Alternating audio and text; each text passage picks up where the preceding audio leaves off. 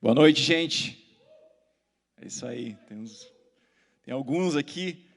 Quero registrar uma reclamação formal, não sei para quem, mas eu preciso colocar isso para fora. Pastor Daniel pregou aqui com galera, Pastor Jeff também, na minha vez estava fechado aí de novo. Lá em Santa também, não tive a oportunidade de pregar com a galera. E preguei aqui na sede no domingo passado de noite, que era para ter o público aqui, mas de última hora foi fechado também, foi cancelado. Então, ore por mim, meu irmão, você que está em casa, estou com muita saudade de você, saudade de estarmos juntos aqui. Como o pastor Jeff já falou, essa é a última mensagem da série Embaixadores. E te lembrando, é uma série com 3 mensagens, uma série um pouco mais curta. No primeiro sábado, há 2 sábados atrás, o pastor Daniel nos deu a trilha dessa série, nos lembrando, nos ensinando que para um verdadeiro embaixador do reino de Deus, a sua missão não é sua missão, não pertence a ele, a sua casa não pertence a ele e o seu sucesso também não pertence a ele. E sob esse norte, o pastor Jeff na semana passada também trouxe uma palavra olhando para os primeiros embaixadores da história da igreja. Os homens e mulheres que estiveram ativos naquela igreja que é conhecida como a igreja primitiva, a igreja de Atos. Pudemos aprender com as vidas deles e com a ação do Espírito Santo nas vidas deles, algumas lições para colocarmos em prática nas nossas vidas também, sobre como podemos ser nos dias de hoje embaixadores de Cristo com a mesma ousadia, com a mesma pegada que aquele povo foi no primeiro século, mesmo num ambiente de perseguição, mesmo num ambiente tão adverso. E nessa noite eu quero, primeiro, pensar com você na ideia, no conceito de um embaixador como um representante.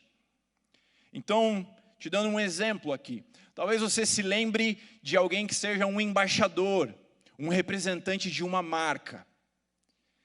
Por que as marcas contratam pessoas, patrocinam pessoas para serem seus representantes, para serem seus embaixadores? Em outras palavras, porque essas pessoas, elas comunicam de alguma forma valores que reforçam os valores daquela marca, ou reforçam como aquela marca gostaria de se posicionar. Então, muito mais do que aproveitar, talvez a mídia que essas pessoas geram, aproveitar o espaço de divulgação ali na roupa daquelas pessoas, por exemplo, muito mais do que isso, do que chegar em um ambiente com uma roupa de marca, quando uma marca escolhe alguém para ser o seu embaixador, no final das contas tem a ver com um conjunto de valores que aquela pessoa comunica. E é por isso que, muitas vezes, essas marcas, eu falo isso com alguma propriedade, trabalho nessa área aí do marketing, do planejamento de marketing há mais ou menos uns 10 anos. Então, muitas vezes a marca, quando contrata alguém para ser o seu embaixador, ela coloca algumas cláusulas. Que quando essa pessoa, ela quebra alguma cláusula, ou quando ela tem algum comportamento errado nos seus relacionamentos, ou um comportamento errado, por exemplo, diante da lei, o contrato ele é quebrado automaticamente. Por quê? Porque o que ela faz reflete a imagem daquela marca. Ou o que ela comunica com a sua vida, com os valores que ela coloca para fora, sejam eles verdadeiros ou não, mas o que ela comunica para as pessoas tem a ver também com os valores ou com a forma como aquela marca é vista. Agora multiplique isso ao infinito e entenda a minha e a sua responsabilidade como embaixadores do reino de Deus. Isso significa que quando nós entramos em um ambiente, as nossas vidas, a nossa atitude, elas estão comunicando algo que não tem a ver só com a gente mesmo. Quando nós entramos em um ambiente, nós estamos comunicando algo a respeito daquele que nós representamos, a respeito do reino de Deus, a respeito do caráter de Jesus. É por isso que existe essa responsabilidade santa sobre a minha vida e sobre a sua vida, quando nós nos convertemos de fato ao Senhor Jesus, quando nós convertemos os nossos caminhos, quando nós reconhecemos que Ele é o Senhor das nossas histórias, porque a partir de então, nós passamos a ser representantes de Cristo, representantes de uma ideia do reino de Deus. E por isso, quando as pessoas olham para nós, elas não enxergam mais somente o pastor Eduardo, ou somente o pastor Jefferson. Elas enxergam algo maior que governa as nossas vidas. É por isso também que eu creio que uma das coisas mais perigosas que podem existir, tanto para o inferno quanto para a igreja, é quando alguém se levanta num ambiente e se apresenta como um crente. É perigoso para o inferno porque alguém que de fato teve a sua vida transformada por Jesus, alguém que tem o seu coração queimando de amor pelo Evangelho, queimando pelo Espírito Santo, naturalmente essa pessoa começa a apontar para algo maior do que a sua própria vida. Naturalmente as pessoas olham para ela e enxergam, não, tem alguma coisa por trás dessa transformação, e elas querem conhecer a esse Cristo representado, a esse Cristo representado por essa pessoa, esse Cristo qual ela é uma embaixadora. Mas ao mesmo tempo também é perigoso para a igreja, porque alguém que se levanta como um convertido em um ambiente, quando não há mudança de atitude, quando não há mudança de conduta, quando não há mudança nas palavras, não tem como dissociar, como separar a imagem de alguém que diz que é crente da imagem da igreja ou da imagem do Cristo. Entenda isso. Não é uma opção você dar ou não testemunho. Você dá um testemunho. Ele é bom ou é ruim.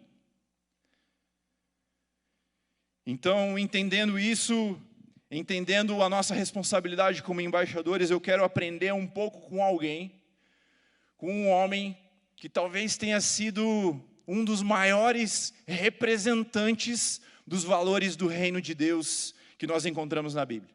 O pastor Jefferson falou na semana passada sobre os embaixadores da igreja, os primeiros embaixadores da igreja, aqueles que vieram logo depois da morte e da ressurreição de Jesus. E eu quero aprender com você nessa noite sobre aquele que foi talvez um dos primeiros embaixadores da Bíblia, da palavra de Deus.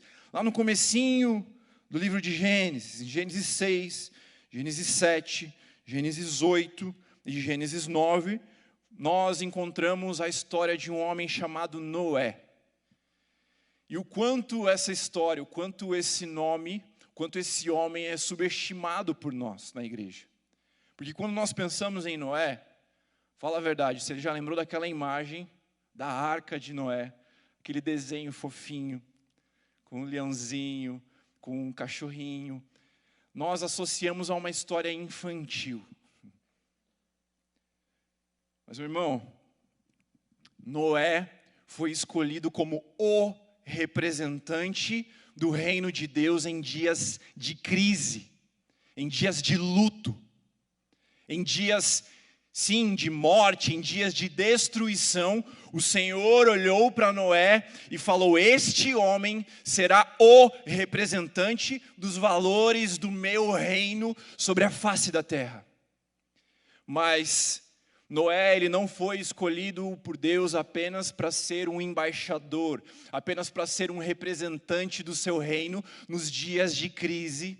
Noé, ele foi escolhido por Deus como o homem que seria o único representante do reino de Deus num tempo de reconstrução da história. O peso que isso tem, meus irmãos. Se a gente olhar para esse relato como verdade, olha a intensidade disso. Olha a intensidade do que esse homem tem a nos ensinar. Um homem que em um contexto de corrupção, em um contexto de pecado, foi encontrado por Deus como o único escolhido para ser um representante do reino de Deus em dias de crise e em dias de reconstrução da história. E eu olho para essa história e eu preciso ficar curioso, eu preciso ficar inquieto o que Deus encontrou nesse homem, porque eu olho para os nossos dias e eu enxergo dias de crise, eu enxergo dias de luto, eu enxergo dias que clamam por representantes do reino de Deus, por representantes de Jesus Cristo, dias que clamam por pessoas que se levantem e demonstrem para a história os valores do reino de Deus. Mas eu creio também que virão dias depois de reconstrução. E esses dias de reconstrução, eles também vão demandar embaixadores, eles também vão demandar representantes, eles também vão demandar pessoas que quando chegam em ambientes, carregam o reino de Deus dentro delas. É para esses dias que o Senhor está nos preparando, eu creio nisso em nome de Jesus. E é por isso que nós vamos tirar algumas lições da história desse homem, da história de Noé, e o que ele nos ensina como esse embaixador, como esse representante dos valores do reino, e como alguém tão especial como nós já falamos que ele foi. Então abra sua Bíblia em Gênesis, no capítulo 6, a partir do verso 5. A gente vai passar por vários textos, porque a história ela é bem longa. Como eu falei, você pode ler depois, de Gênesis capítulo 6 até Gênesis capítulo 9. Na verdade, o 10 também ainda fala um pouco sobre a descendência de Noé. Então, a gente vai pegar alguns textos em específico. Eu tenho certeza que o centro, o esqueleto dessa história você mais ou menos já conhece. Provavelmente se gravou alguns detalhes errados. Tipo, as pessoas ficaram 40 dias na arca. É o que a maioria dos crentes aí vai achar. Se a gente fosse fazer uma pesquisa aqui, todo mundo ia achar isso. Por exemplo, estava até conversando com o pastor Dani esses dias sobre isso. Mas não, eles ficaram mais ou menos um ano, ou mais de um ano, segundo alguns estudiosos, dentro da arca. Na verdade, foram 40 dias de chuva. E por aí vai. Tantas coisas erradas que a gente grava sobre essa história. E tantas perguntas erradas que nós fazemos também. Meu Deus, eu estava me preparando aqui para esse tempo e impactado com a realidade de quem Ele é. E eu me dei conta que as perguntas que nós fazemos sobre esse relato são as perguntas menos importantes. A gente pergunta, será que o leão era bravo, o leão que estava dentro lá da arca? Como que eles faziam as necessidades? Quantas janelas tinham? Como que eles ficaram um ano lá dentro? Se tinha muita comida, se não tinha. A gente se concentra nas coisas menos importantes. E como eu falei, às vezes a gente deixa passar a verdade de que esse é um homem que tem muito a nos ensinar. Esse é um homem que foi encontrado por Deus. Por isso, vamos adiante e vamos aprender com esse texto. Gênesis 6, a partir do verso 5. Vamos entender um pouquinho sobre o contexto daqueles dias antes deles entrarem na arca. O Senhor viu que a maldade das pessoas havia se multiplicado na terra, preste atenção, e que todo desígnio do coração delas era continuamente mau. Vai reparando o contexto dos dias de Noé. Todo o desígnio do coração das pessoas era continuamente mau. Em Gênesis 6, 11, a terra estava corrompida à vista de Deus, e cheia de violência. Então a gente pode imaginar o caos moral.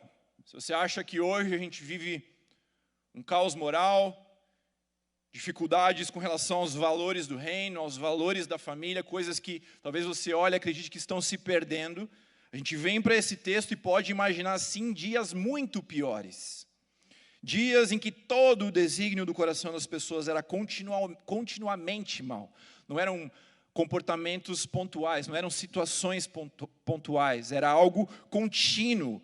A palavra fala que a terra à vista do Senhor estava corrompida, enfim, um verdadeiro caos, como nós falamos. E o que isso me ensina, é a primeira lição que eu quero que você anote, quero que você grave aí nessa noite. Deus chama embaixadores para influenciarem realidades. Embaixadores influenciam realidades, mas realidades não influenciam embaixadores. Representantes do reino de Deus são chamados para transformar realidades, independente de quais sejam essas realidades. Muitas vezes nós nos apegamos aos contextos para dar as desculpas do porquê não estamos vivendo aí no propósito de Deus para as nossas vidas.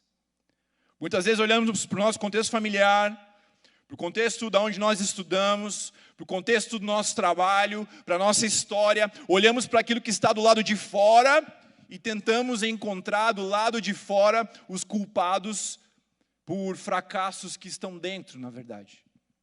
O que nós vemos aqui é que nada do lado de fora é capaz de parar alguém que é um embaixador do Senhor.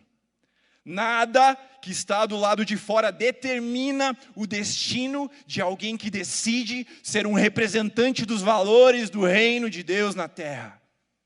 Nada. É óbvio que as dificuldades, elas vêm, muitas vezes elas nos forjam, muitas vezes elas mexem com o nosso caráter. É óbvio que é diferente você estar em um contexto tão complexo quanto esse. É uma situação diferente, mas isso não determina o seu futuro. Isso não determina o seu destino, isso não determina o cumprimento dos propósitos de Deus sobre a sua vida. Então veja, num cenário de caos, é que muitas vezes Deus levanta a matéria-prima para um avivamento, para a reconstrução. E aqui Noé, num cenário de caos, foi levantado por Deus para ser uma verdadeira régua de justiça. Um homem conhecido por ser um homem justo. Um homem conhecido por ser um homem reto aos olhos do Senhor. Então o que nós aprendemos aqui é que não basta sermos inconformados com o contexto. Não basta sermos inconformados com aquilo que está do lado de fora. E é por isso que eu me lembro aqui com você de Romanos 12:2, que fala sobre esse inconformismo santo, esse inconformismo que vem do Espírito Santo. Mas veja o que vem depois do inconformismo. E não vos conformem aos padrões desse mundo, mas deixem que Deus os transforme pela renovação da mente, para que possam experimentar qual é a boa, agradável e perfeita vontade de Deus. Nós fomos sim chamados para um inconformismo, mas não há um ponto final depois do inconformismo.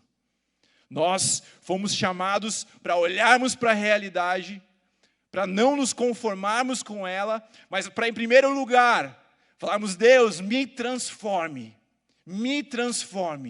para que depois nós sejamos instrumentos de transformação da realidade que está do lado de fora.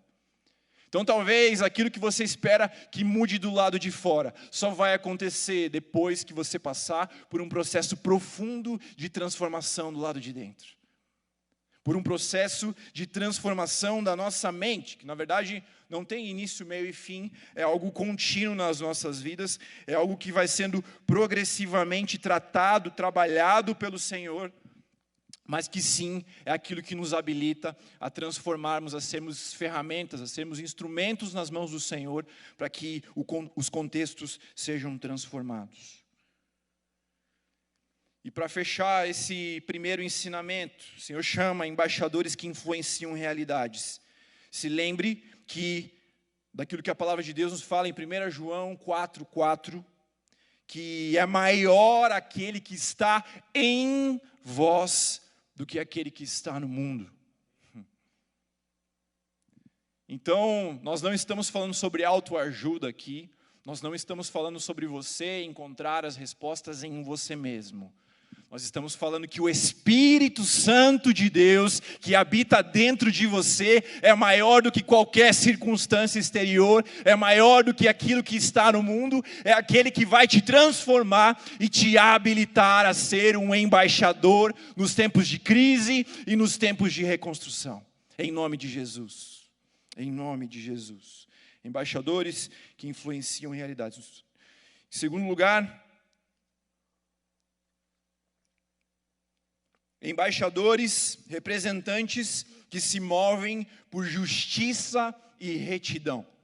Abra sua Bíblia em Gênesis, capítulo 6, nos versos 8 e 9. Ou, enfim, leia aí na tela junto comigo. Porém, Noé encontrou favor aos olhos do Senhor. São estas as gerações de Noé. Noé era um homem justo e íntegro entre os seus contemporâneos, ou entre aqueles que viviam no mesmo tempo que ele. Ele era justo e íntegro. Agora, olha que interessante a ordem desse texto que a gente acabou de ler. E eu creio que ela nos ensina algo. Ele fala, porém Noé encontrou favor aos olhos do Senhor. São estas as gerações de Noé. O que você espera que vem depois? Que ele vai começar a falar sobre os filhos dele, sobre os netos dele, sobre os bisnetos dele. Mas o que ele fala é, são estas as gerações de Noé. Noé era justo e íntegro entre os seus contemporâneos. E depois ele começa a falar sobre as gerações de Noé. O que eu entendo aqui é que a justiça e a integridade de Noé foram um fundamento para as gerações que vieram depois. Foram um fundamento, inclusive, para que os seus filhos fossem salvos. Porque a palavra de Deus, ela não fala nada sobre os filhos dele. Ela fala que Noé era justo e íntegro. E que Deus fala com Noé a respeito da construção da arca. Que Deus fala com Noé para que ele leve os seus filhos para dentro daquele barco. Pensando já em tempos de reconstrução. Mas poderíamos dizer que sim, a vida daquela família foi diretamente impactada por quem Noé era aos olhos de Deus. E a vida daquela família foi diretamente impactada porque ele foi encontrado como justo e como reto. Como justo e como íntegro aos olhos do Senhor. Então, justiça não é apenas cumprir uma lei. Justiça para Deus não é apenas algo exterior, mas a justiça, a retidão, a justiça e a integridade, elas são algo que nos consomem e nos leva a não compactuarmos com realidades que não agradam ao Senhor. Nos leva a não nos misturarmos com ambientes de pecado, com ambientes de iniquidade, com ambientes onde a injustiça talvez seja a regra. E o que nós vemos em Salmo 89, no verso 14, é que justiça e retidão são o fundamento do trono de Deus. Graça e verdade te precedem. Mas veja, o governo de Deus, o trono de Deus, estão fundamentados sobre justiça e retidão do nosso Senhor. E é por isso que isso chama a atenção de Deus. É por isso que isso atrai os olhos de Deus. É por isso que isso é adoração para Deus. Quando decidimos viver uma vida de justiça, uma vida de integridade, quando decidimos não nos misturar com aquilo que está do lado de fora, quando decidimos nos colocar nas mãos de Deus, Pai, que eu seja um instrumento para que a Tua justiça, para que a Tua retidão se manifestem nesse tempo. De fato, nós somos embaixadores nesses dias. E quero te dar um exemplo bem simples que aconteceu comigo alguns anos atrás. Acho que eu nunca compartilhei isso em mensagem. Quando eu fui comprar o meu apartamento da Melina, um pouquinho antes da gente se casar, a gente casou em 2015. Fui comprar, espero em nome de Jesus que eu não tenha errado. Eu fui comprar no final de 2014 o apartamento. E aí a gente foi comprar o apartamento financiado pela Caixa, em 79 mil anos. E a gente deu uma entrada ali, e a gente, enfim, foi fazer toda a burocracia para a gente comprar o apartamento. E aí tinha alguém que era o correspondente da Caixa, que era aquele que deveria nos dar os caminhos ali da burocracia, etc., daquele processo. E aí a gente comprou o imóvel por um valor X, e o valor X menos 5 mil seria um valor que ficaria dentro da faixa do Minha Casa Minha Vida. Dentro de uma das faixas, né? São várias faixas. Mas ficaria dentro da última faixa do Minha Casa Minha Vida. Isso, na prática, traria uma taxa de juros muito mais baixa e que, ao longo dos 79 mil anos, você pode imaginar que daria um dinheiro bem significativo essa diferença. Mas para mim, sinceramente mesmo, nunca foi uma opção. O que era uma opção para mim era negociar o valor, e a gente de fato tentou negociar, e a gente conseguiu melhorar o valor do imóvel, mas ele não ficou dentro da faixa, ficou R$5.000 de distância. E um dia o correspondente da Caixa, ele me ligou. Ele falou: Eduardo, pode ficar tranquilo, a gente consegue aqui num papel colocar o valor quase falei, a gente consegue colocar lá o valor que fica dentro da faixa do Minha Casa Minha Vida, e para você não vai ter diferença nenhuma. Depois, enfim, isso não vai ter nenhuma implicação para você, a gente consegue ajustar as coisas aqui, você paga o valor integral, mas aqui nessa documentação fica dentro, e isso vai ter uma diferença para você. Falei para ele: não, obrigado. E aí, porque é incrível, né? Ele não ia ter nenhum ganho com aquilo. Então ele realmente achava que ele estava fazendo uma coisa muito boa para mim, que ele estava sendo uma pessoa caridosa quase, né? E eu falei: não, obrigado, cara. Ele falou: não, mas como assim? Eu falei: não, se é um valor, a gente vai colocar esse valor em todos os documentos. Não faz sentido eu colocar um valor que seja menor. Não, mas você não está entendendo, isso não vai gerar nenhum problema para você, enfim. Isso tudo para ilustrar como a gente fala sobre o novo normal. Acho que o velho normal no Brasil, muitas vezes, é a gente agir com injustiça. Muitas vezes o velho normal, no nosso contexto, é o jeitinho, é a iniquidade.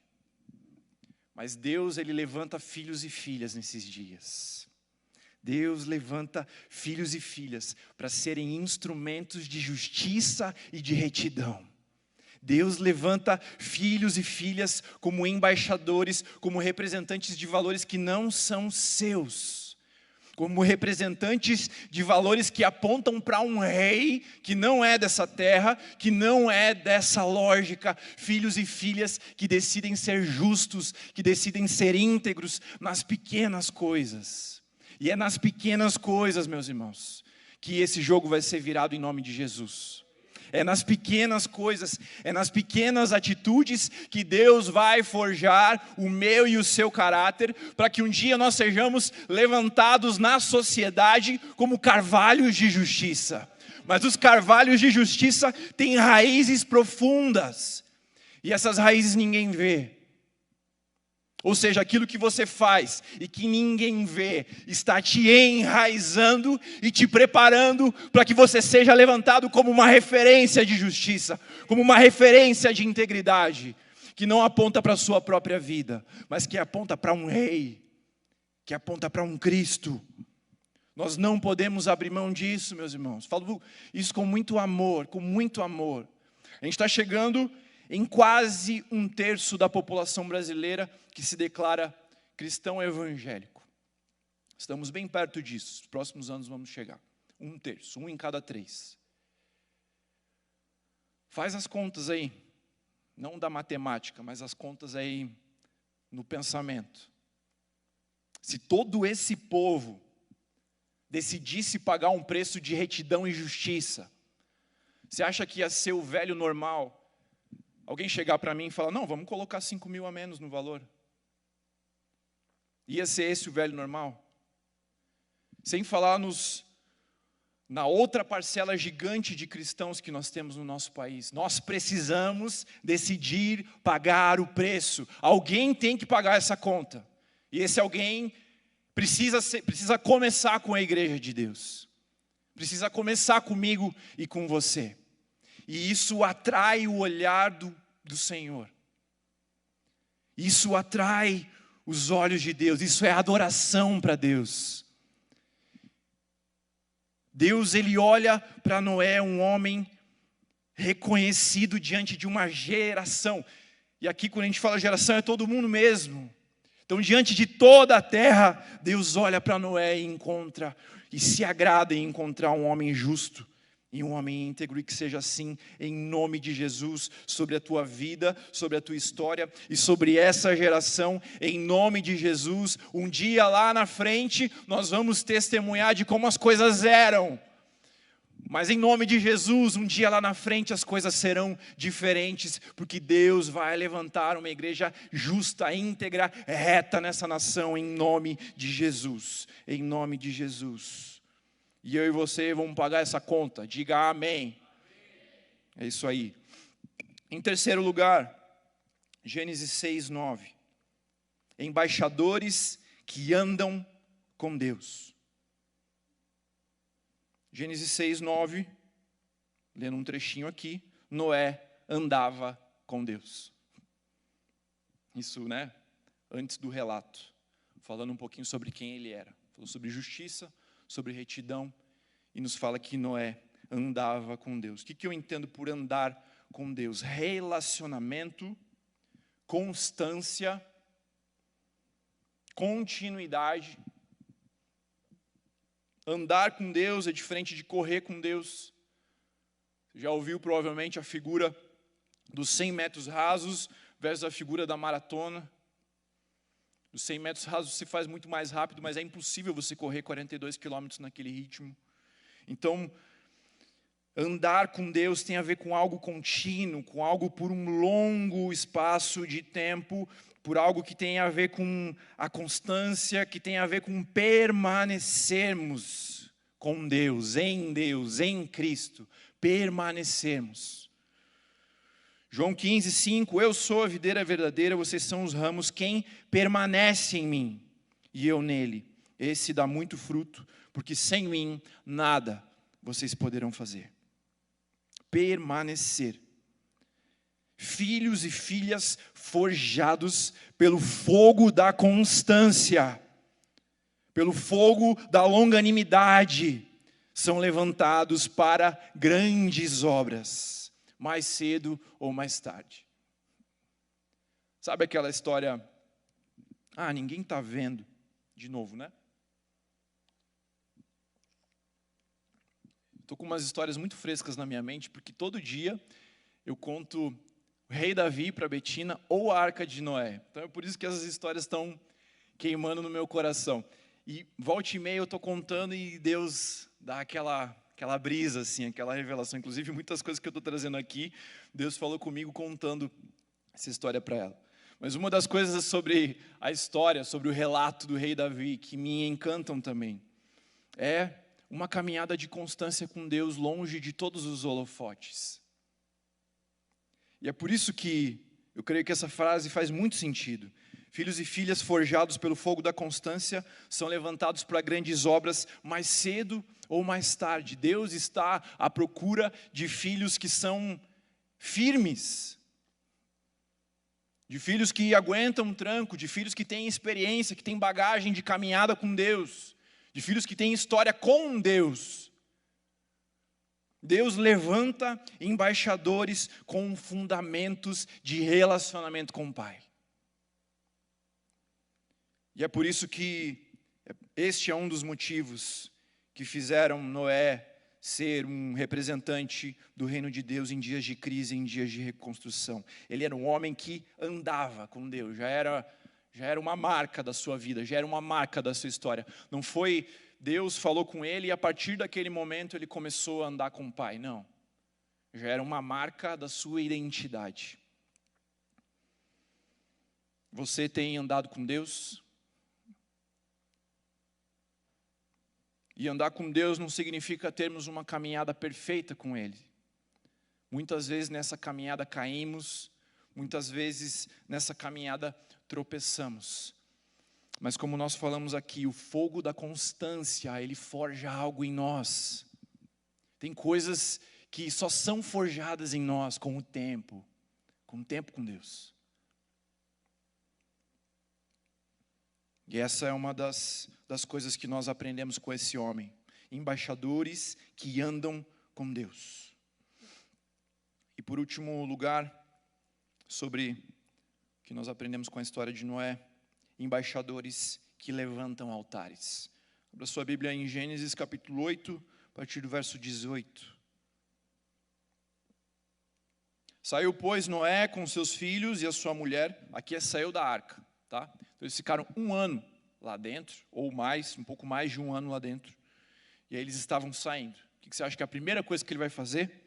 Saiu, pois, Noé com seus filhos, com a sua mulher e as mulheres dos seus filhos, e também saíram da arca todos os animais que rastejam, as aves, tudo que se move sobre a terra, segundo as suas famílias. E Noé levantou um altar ao Senhor, e tomando animais puros e aves puras, ofereceu o holocausto sobre o altar. A primeira coisa que ele faz quando põe o pé na terra, o que marcou um ciclo de reconstrução. Tinha acabado o ciclo da crise, tinha acabado o ciclo do sofrimento, tinha acabado o ciclo do isolamento. A primeira coisa que ele faz, marcando uma nova jornada de reconstrução, foi construir um altar ao Senhor. Eu creio em nome de Jesus que Deus está levantando nesse tempo embaixadores, representantes do reino de Deus, que vão levantar altares para dias de reconstrução. Filhos e filhas que não vão somente consolar. Sim, é importante o consolo. Sim, é importante chorarmos com os que choram. Mas virá algo depois. Virão dias de reconstrução. E o que precisa marcar o início desse novo ciclo, o início dessa nova jornada, é levantarmos altares a Deus. Altares cujos sacrifícios são as nossas próprias vidas. Altares que queimam, entendendo que o fogo é enviado por Deus, mas a matéria-prima do sacrifício somos nós mesmos. Altares que apontam para o governo de Deus em tempos, para a glória de Deus em tempos. Altares que apontam para a realidade de um reino que está para se manifestar da forma mais intensa que a história já viu, que está para se manifestar da forma mais intensa que esse país já viu, em nome de Jesus. Mas o que precisa marcar as nossas vidas, no preparo para esses dias, é o nosso desejo, a nossa disposição de levantarmos altares. O sacrifício pelo pecado não é mais necessário. Jesus é o sacrifício eterno pelo pecado. Jesus é o Cordeiro que tira o pecado do mundo. Então, esses altares não têm mais a ver com sacrifícios para comprarmos o perdão de Deus, mas que as nossas vidas sejam esse sacrifício vivo, santo e agradável ao Pai. Que as nossas vidas levantem altares que apontem para a bondade de Deus, para um tempo de reconstrução. Em nome de Jesus. Se a banda for subir, pode vir.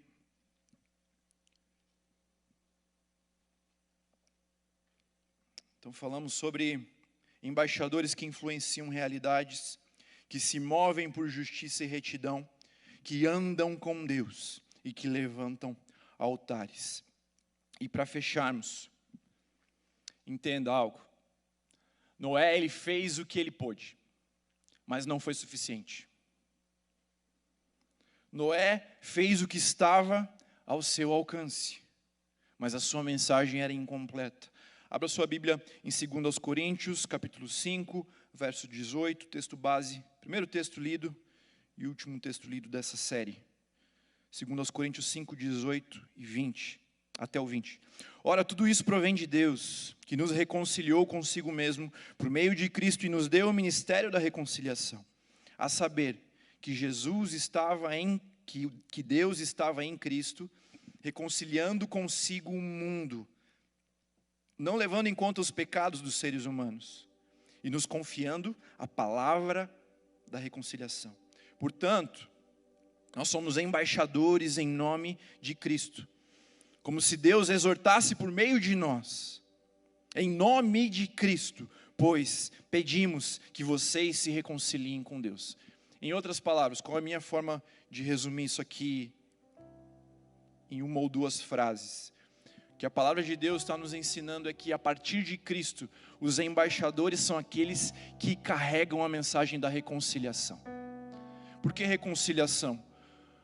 O homem um dia decidiu caminhar pelos seus próprios caminhos. O homem um dia decidiu dizer não para a vontade boa, perfeita e agradável de Deus. e decidiu dizer sim para a sua própria vontade. É isso que nós vemos no relato da queda. O homem que decidiu olhar para o seu desejo e falar: isso é melhor do que a vontade de Deus. E isso gerou consequências para a história da humanidade. E uma dessas consequências é, de certa forma, por meio da queda, por meio da desobediência e diante da justiça perfeita de Deus, nós sermos considerados a partir de então inimigos de Deus. Não mais amigos, não mais íntimos, mas inimigos de Deus, aqueles que disseram não para Deus, aqueles que foram de encontro à vontade de Deus. E é por isso que nós temos o privilégio de sermos embaixadores que carregam a mensagem da reconciliação. Isso significa reconciliação. Quando você briga com seu amigo, ou quando uma criança briga com outra criança, pega lá o dedinho, faz dedinho, reconciliou. Em uma escala infinitamente maior, Jesus, ele paga o preço da ira, da justiça de Deus. Jesus, ele paga o preço que eu e você deveríamos pagar pelos nossos próprios pecados, quando nós o reconhecemos como Salvador e como Senhor das nossas vidas. Por isso, a mensagem da reconciliação é a boa nova, para almas famintas por algo maior, para almas sedentas por algo maior, para almas clamando por relacionamento perfeito com o Pai de novo. O Evangelho é a boa notícia que diz: você em Cristo é feito reconciliado com Deus. E por que nós começamos essa conclusão falando que a mensagem de Noé era incompleta? Noé foi um mensageiro de reconciliação. Ele foi levantado em dias de juízo como um homem obediente. Nós encontramos, a partir do momento em que ele sai da arca, uma palavra de bênção de Deus sobre Noé e sobre a sua descendência. Uma palavra de Deus declarando que Noé era abençoado. Então Deus abençoou Noé e os seus filhos, é o que a gente vê no primeiro versículo do capítulo 9. Então veja, havia juízo, mas houve obediência de um homem, houve bênção, mas por que a mensagem incompleta? Meu irmão, no finalzinho do capítulo 9, primeiro versículo do capítulo 9, é Deus abençoando Noé e a sua descendência. E no final do capítulo 9, nós vemos um dos filhos de Noé sendo novamente amaldiçoados, porque desobedeceu a Deus, porque desobedeceu ao seu pai, porque desonrou ao seu pai. Ou seja, uma reconciliação que durou poucos momentos, uma reconciliação incompleta. Mas em Jesus Cristo nós temos a reconciliação eterna com Deus. Em Jesus Cristo, por meio da cruz, por meio da ressurreição, nós ouvimos as palavras: está consumado. Nada no mundo é capaz de nos separar do amor de Deus. Nada no mundo é capaz de transformar a realidade que Cristo nos dá o direito de sermos chamados filhos de Deus, reconciliados eternamente, reconciliados de forma plena, de forma perfeita, de forma integral. Aquilo que Noé fez apontava para a reconciliação eterna que nós temos em Cristo Jesus. E é dessa mensagem que nós temos o privilégio, a responsabilidade, o dever de vivermos e morrermos por ela. Por isso somos embaixadores, não simplesmente um título, ou mais um jeito de chamarmos uns aos outros, mas pela consciência de que carregamos algo dentro de nós que é muito maior do que nós mesmos, algo que não cabe em nós, algo que foi planejado por um Deus perfeito, foi executado por um Filho que agiu perfeitamente e que queima em nossos corações por meio de um Espírito Santo que é perfeito. Está consumado. Eu quero orar com você em nome de Jesus nessa noite, que deseja essa reconciliação com Deus. Eu não estou falando necessariamente daquela reconciliação que a gente ouve normalmente num apelo, daquele que já foi crente um dia, que se desviou e quer voltar para a casa do Pai. É isso também, mas estamos falando de reconciliação com Deus. Talvez você nunca entendeu que Jesus é aquele que pagou o preço do seu pecado, aquele que pagou a conta no seu lugar, aquele que rasgou o escrito da sua dívida. É tempo de reconciliação na tua história, na tua vida. A reconciliação que não é momentânea, a reconciliação que não depende das tuas atitudes, mas a reconciliação que vai produzir em você frutos e novas atitudes em nome de Jesus. Ela é eterna. Se você deseja receber isso aí na sua casa, coloque a mão no seu coração agora, vamos orar. Faça essa oração: Senhor, eu entrego o meu caminho a Ti. Senhor, eu Te reconheço como meu Salvador, mas como aquele que governa a minha história. Senhor, eu quero um dia ser conhecido como embaixador do Teu reino, mas agora eu preciso de reconciliação. E vamos orar também sobre todos nós que já passamos por esse lugar de reconciliação.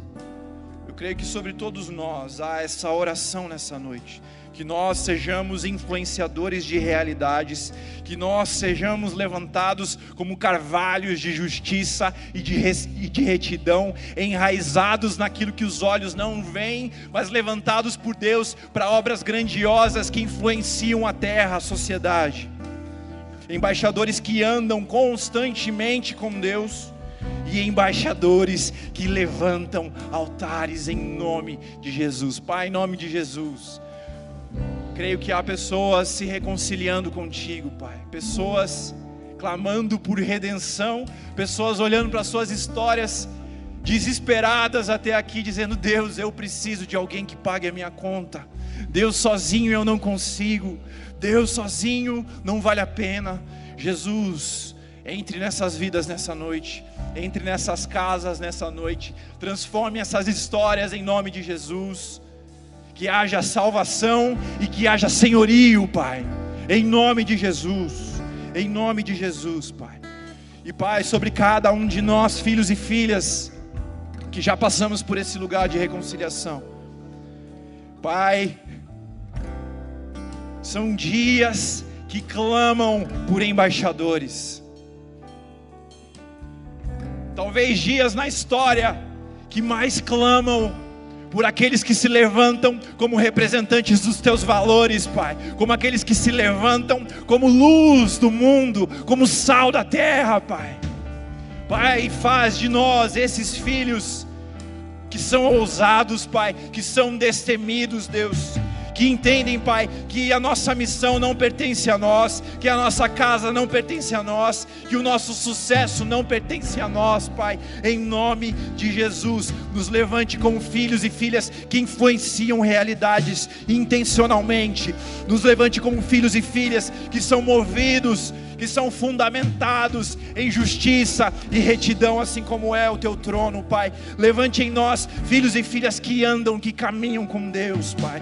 E levante em nós filhos e filhas que por onde quer que passam, levantam altares que apontam para aquele que é maior do que nós. Em nome de Jesus, em nome de Jesus. Louvado seja o Teu nome por esse tempo, por essa série, por esses dias. Espírito Santo, continue queimando em nossos corações essa mensagem, e que o amor de Deus o Pai, que a graça do nosso Salvador Jesus Cristo, que as consolações e a comunhão do Espírito Santo de Deus sejam com você que está aí na sua casa, você que está aqui, e com toda a igreja espalhada pela face da terra, em nome de Jesus.